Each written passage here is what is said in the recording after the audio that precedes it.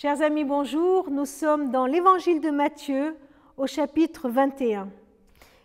Jésus, comme prévu, poursuit sa route et arrive enfin à Jérusalem. Et là, nous voyons dès le verset 1 de ce chapitre l'accueil triomphal de la part de la foule qui l'acclame avec des branches de palmier, avec des manteaux qui sont mis sur la route et des cris « Hosanna, ô fils de David !» Que Dieu bénisse celui qui vient au nom du Seigneur. Hosanna au plus haut des cieux. Un Hosanna qui résonne avec béni soit dans les plus hauts des cieux celui qui vient au nom de Dieu, qui a résonné avec les anges qui acclamaient la naissance de Jésus. Voilà une foule qui l'acclame et l'imagine prenant autorité pour chasser les Romains, pour sauver le peuple de toute oppression. Jésus arrive, et comme un prophète, il se rend au temple. Et que se passe-t-il dans ce temple? Il voit qu'à l'entrée du temple, il y a des vendeurs, des tables, et puis des échangeurs de monnaie.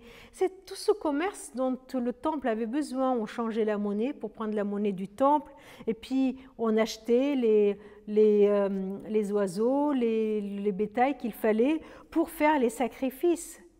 Mais même si ces raisons religieuses pouvaient être là, eh bien Jésus condamne ce trafic en disant « vous ne devez pas profiter des besoins religieux des gens pour faire votre propre commerce ». Qu'est-ce qu'il fait? Il vient et il renverse toutes ces tables. Je vous invite à lire les versets 13 à 17. Et il leur dit « Il est écrit que ma maison sera appelée une maison de prière, mais vous en faites une caverne des voleurs. » Des aveugles et des boiteux s'approchèrent de lui dans le temple, il les guérit. Mais les principaux sacrificateurs, les scribes, furent indignés à la vue des choses merveilleuses qu'il avait faites. Et des enfants criaient dans le temple « Hosanna au fils de David !» Ils lui dirent « Entends-tu ce qu'ils disent ?»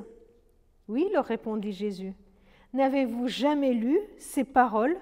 Tu as tiré les louanges de la bouche des enfants et ceux qui sont à la mamelle.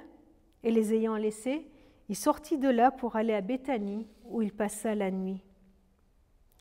Jésus renverse les tables et juste après, les boiteux s'approchent, les aveugles s'approchent. Jésus voit leurs besoins, ils sont guéris. Et voilà que de l'autre côté, ces personnes qui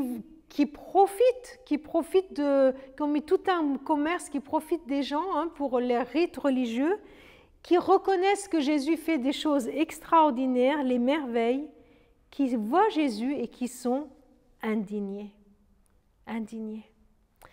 Jésus leur rappelle que les enfants sont là pour le louer, qu'on entendra les louanges même des personnes dont on ne s'y attend pas. Et cette conclusion de toute cette péricope se trouve dans les paroles de Jésus « Ma maison sera appelée une maison de prière ». Voilà l'invitation qui nous est faite.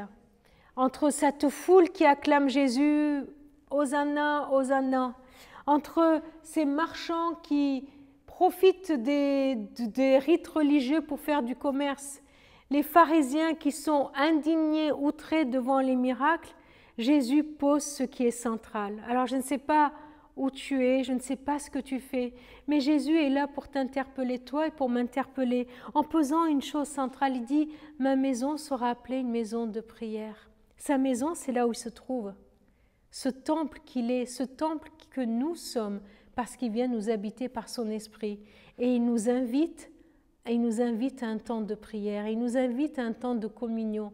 Il nous dit que la relation avec lui se passe là, non pas dans la foule, non pas dans des acclamations, non pas dans des rites, mais dans le cœur à cœur avec lui. Seigneur, je veux ce cœur à cœur avec toi. Je veux entrer dans ta maison, une maison de prière, une maison où je peux te parler. Seigneur, oui, je veux le faire. Merci parce que tu nous y invites. Amen.